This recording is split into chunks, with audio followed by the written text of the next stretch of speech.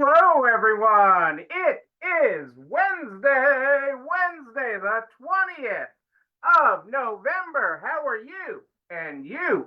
But most importantly, you. Yes, you. How are you doing tonight?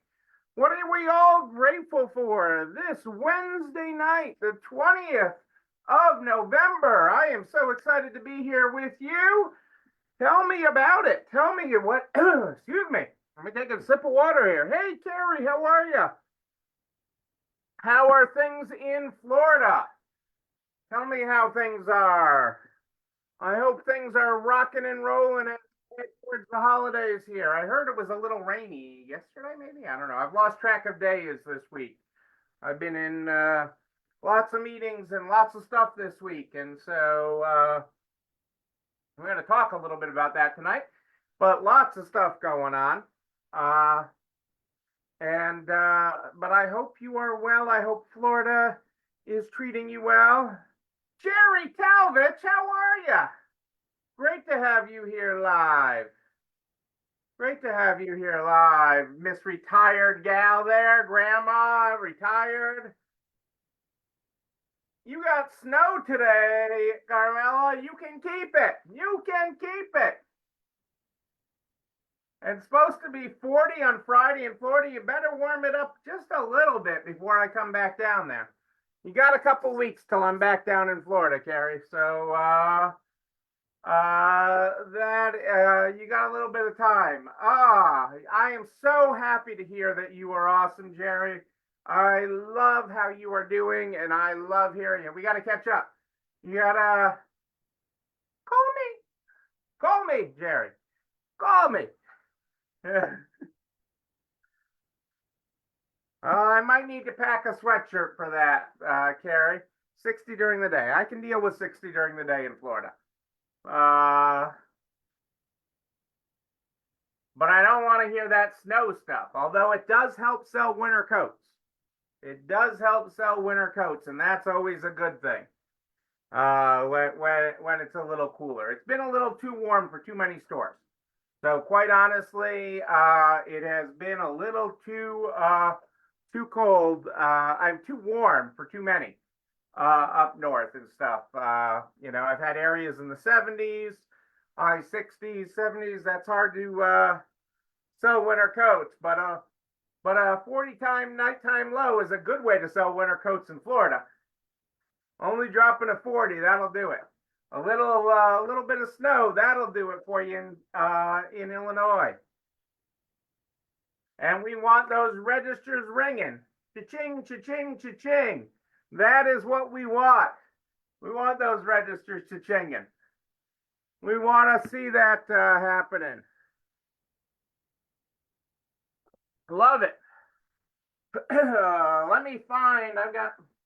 I've got so much reading here that I've got to be doing. I mean, this is just the reading that Angie sent me. Look at how much Angie's got for me to read that she's working on. I'm going to give you a sneak peek on what Angie's working on. Look at how much she's got for me to read there. It is cuckoo for Cocoa Puffs, all that she wants me to read. But let me find my book, The Year of Positive Thinking. That is where we start tonight. That is where we start, and we are on the 20th. Ooh, the dilemma of time. The dilemma with time is that we often think we have more than we do. But today, right now, this is all we are guaranteed. Our time is limited, and there's no negotiating that reality. What will you do with the time that you have left? That is powerful. Not only, for what I've been dealing with in real life, in the IRL, as they call it, as the cool kids call it, but it is true of all of us. I said that to someone the other day. I'm like, we were talking Thanksgiving, and I was like, well, you probably only got, 15 to 25 Thanksgivings left. What are you going to do with them? And they didn't think that was a very uplifting thing. It was a very honest thing. But I'm like, so what are you going to do with that? Who are you going to choose to have Thanksgiving with? Think about that. We're all only on this planet for a limited period of time. We are all on this planet. We don't have unlimited time. as today's quote said. So being intentional with how we spend it, being intentional with who we spend it with, being intentional with what we do and how we stay in contact with people. These relationships is what makes that each of those moments, each of those days, incredibly valuable and powerful. So, yeah, that matters. And when you put it in perspective of, like I did, which was a tough way to say it, but you wouldn't expect anything less from me. When you put it in the phrase of, you only have 20 Thanksgivings left, maybe. You might only have 30 on the outside. What are you going to do with that? It becomes very real. And I'm not trying to make this a sad show tonight or anything like that. But when you look at things in that way, it gets real, folks. It gets real. So let's talk about some stuff tonight. This has been a huge week for government policy stuff for me. So I have had a lot of government policy things that have been worked on, both at the state and federal level this week. I've been in a lot of meetings. Obviously, different groups are unpacking the election, doing different talks on that. But there's a lot of real things moving forward. We have a lame duck Congress, and it's called that because many members won't be there in January. So they don't have any elections left to lose. So they're willing to take tougher positions or vote for things that they might not otherwise.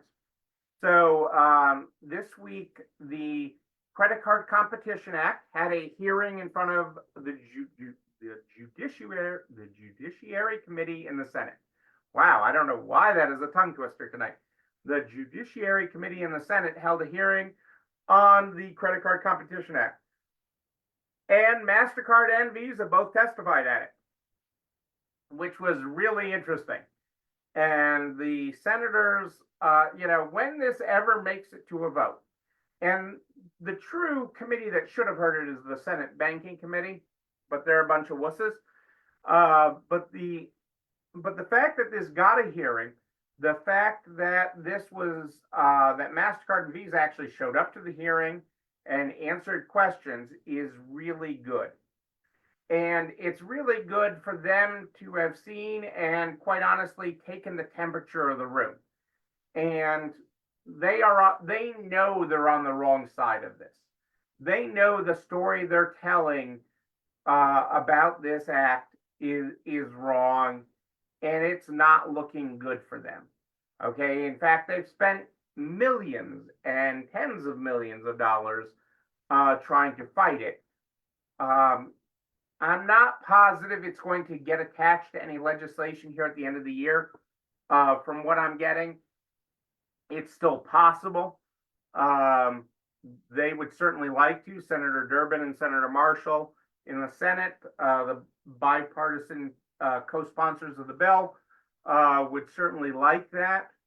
But it should come to a vote next year. We should actually have a real vote on it next year, which is good.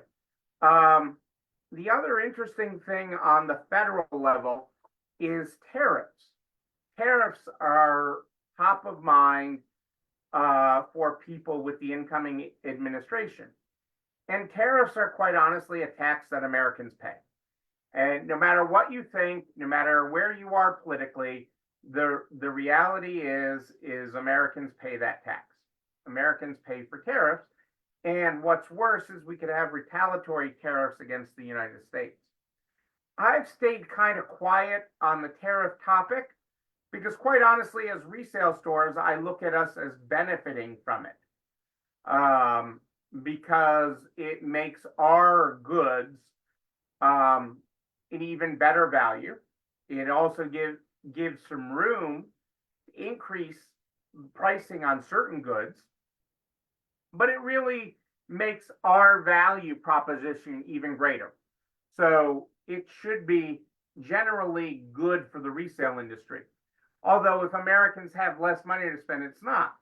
But I was asked to get involved in it, okay, in the discussion on tariffs, because even though our product mix is all sourced locally, when you think about your store, you're not sourcing from China, you're not importing your goods from Europe, but the things that you use to run your business are imported. Okay, so much of what you use to actually run your business, maybe the tagging barbs, the bags you buy, the light bulbs in your lights. Okay, I mean, I know some of that may sound like a stretch, but those items in your business are real costs. And with the tariffs that are being proposed by the Trump administration, the cost of everything you buy will go up because we don't produce so many things here in the United States. We do produce toilet paper. So toilet paper should be okay. But, you know, there is so many things that are imported. We are a global economy. Much like your stores these days are not just the local economy, because people can buy a pink shirt anywhere and have it delivered to them. So it is really a global economy. We are domestic, you know, we're selling internationally, we're buying internationally. People can do this from anywhere. So it was a different look at it for me because, you know, I honestly didn't think I should be the one having a voice directly on tariffs, but I'm happy to do so because I know all of these inputs, the things that go to putting stuff on your racks, okay? Even your racks are likely imported, okay? You know, are going to go up in cost. And that is going to make everything a little more expensive, a little harder to do. So, and those pressures on business. So that is really interesting on the federal level. On the state level, there's a bunch of things going on. Most interestingly, I like that, Corella. I actually heard about a supplier who's trying to reinvent toilet paper. Okay, and that there needs to be a premium toilet paper that gives you the quality of a bidet in a ultra sheet of toilet paper. I kid you not, that was a discussion today. I kid you not. But printing your tickets on toilet paper, what the heck? You know, that is buy in America, right, Carmela? That is buy in America. Made in America, bought in America. On the state front, one of the biggest pieces of legislation that's going on, and a very unusual thing that went down at the ballot this year, was to raise the minimum wage. Raising the minimum wage almost never loses. When it actually makes it to the ballot, okay, as something to vote on, it is so incredibly rare that it loses, that it is very noteworthy that it lost this year. Okay, it is incredibly noteworthy that it lost this year in California, okay, which has no issue, which is area that is very pro raising wages. You can't raise them high enough. I mean, we don't have to live in California to know that the cost of living in California is high.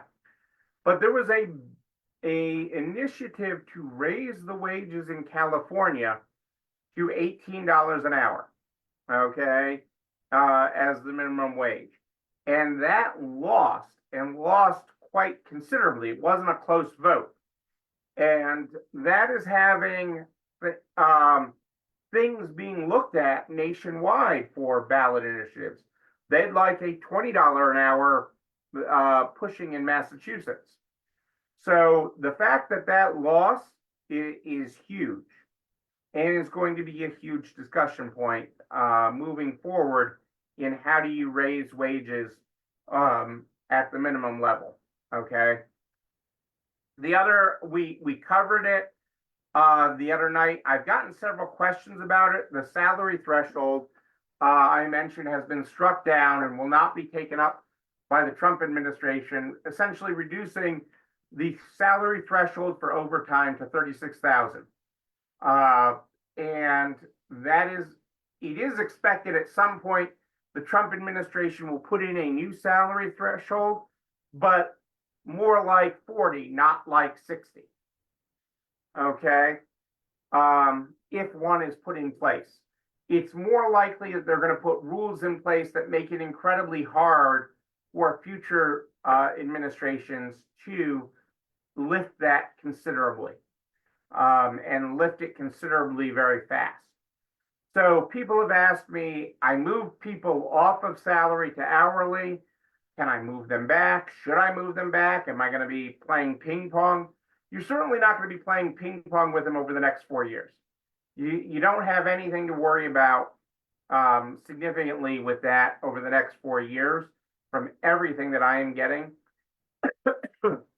And quite honestly, most employees who were on salary and weren't being abused by their employer. What I mean by that is some companies put people on salary, pay them a low wage relatively to things, and have a minimum work expectation of 55 hours a week, okay, or 50 hours a week, and have people on a very low salary for that. So it works out hourly to a low wage when you look at the minimum hours. Most good employers who have people on salary, even if it's on the lower end of the salary spectrum, you know, some weeks they might work 42 hours, some weeks they might work 38. Everybody's happy. The employee is very happy because they have a consistent wage. And if that is the case where you're at, if that is the case with your situation, if you had moved an employee off of salary to hourly because you were afraid of this new requirement, I'd have a discussion with them and see if they prefer being on salary versus hourly. Most of them, the people in that situation would prefer to be on salary and not to have to quote unquote punch a clock. So it is certainly up to you. It's certainly up to you in your relationship with the employee. But I would certainly look at that, you know, as an opportunity. You're not going to have anything major, any major changes to it during this next Trump administration from that perspective. So I feel confident saying that from everything I'm getting. Actually, one of the legal advisors was like, you know, I'm usually bringing, that was in one of the meetings. He's like, I'm usually always here bearing the bad news. And this one's actually really, you know, very good for small employers. So it was really nice to hear that and nice to be involved with that. Other things that are happening at the state level in various states is things around credit card being able to either surcharge, because you can't surcharge credit cards in every state, and I still don't recommend surcharging because it's bad customer service, but getting a vendor collection allowance around sales tax. So the states are starting to understand that you as a merchant pay a fee to collect sales tax, okay, that people are using credit cards more and more since the pandemic. And there is a high burden on merchants, especially small merchants, around the collection of sales tax and paying that. So, you know, in thinking of it in simple terms, if you're paying 3% to take credit cards, for every $100 you take in that was run in sales tax, you only got 97. So for every $100 you submit to the state, it costs you $3 just in credit card fees. not in the labor or time that it took to submit your sales tax, but just in credit card fees. So there is a real realization around that. And so there's a push at the state levels to get a collection allowance where in fact the state would rebate you that cost on the sales tax portion that you submit. So there's some opportunities there. There's some opportunities there, and I remain optimistic that we'll start to get a nudge. We'll start to inch ourselves forward on that and move this forward. There's going to be some tougher years in government. You know, a lot of cities and states have been using up their American Rescue Plan dollars, COVID money, okay, that they had. They had till the end of this year to spend a lot of that COVID money. And many states, many cities, towns used this on recurring expenses, not one-time expenses. It's one thing if you build a park and you don't have a recurring expense, or you do something with it and you don't have a recurring expenses. But many cities, towns, states hired more teachers or did different things, built out government that cost more, and they don't have this revenue coming in. So they're going to be looking to taxpayers to fund this, and taxpayers includes you as a business. So, you know, we have some interesting years ahead of us in government and with government spending, but it's important to be educated on it. It's important to know what's happening in your city, state. It is not, you know, this is about policy. This isn't about Republican, Democrat. This isn't about whether you like the person who was elected or don't like the person. This is being educated about the policies that are affecting your business, your town, your community, your family. And so being aware of that, being understanding of that, and working on those things and being the voice of it is something that I find very important in sharing what's happening with you in your business so that we can carry that forward to Capitol Hill, okay, or you know, your state houses or local government, because it's that important to keep on talking. And you know you can count on me to do that. You know that. But you know what else you can count on is this video and everything I talk about. This video and everything I talk about goes over to the YouTube channel. You're not alone running this store. You can like, comment, subscribe, and oh yes, ring the bell so you know when another one drops. You can also share it with everybody you know in business, the butcher, the baker, the candlestick maker, so we can help everybody run a better business. I am here every Sunday and Wednesday at more 8 than ish, but if you have a question in between, just email me, Neil, Neil, at nextlevelresale.com, Neil at nextlevelresale.com. We start the program every night with our year of positive thinking. I read you the 20th. I'm going to read you the 19th. You become the company you keep. Surround yourself with people who uplift your spirit and set fire to your soul. They will inspire you to live boldly and thrive. Cultivate an inner circle that embodies whomever you hope to be in the world. They will prepare you to flourish. Walk alongside those who accept others and love wholeheartedly. They will teach you how to be loved unconditionally. To be courageous enough to surround yourself with genuinely kind people is to show that you are genuinely kind as well.